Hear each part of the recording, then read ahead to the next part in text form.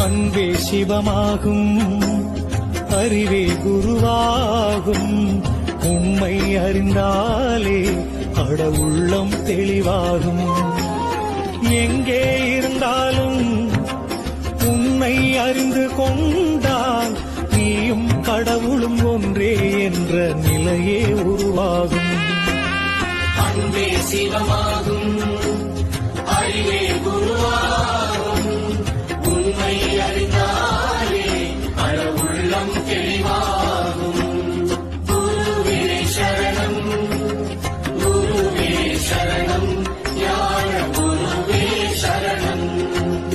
தன்னை அறியாமல் எதை நீ அறிந்தாலும் முடிவே இருக்காது, முக்தியும் கிடைக்காது. அறிவால் நீ அறிந்து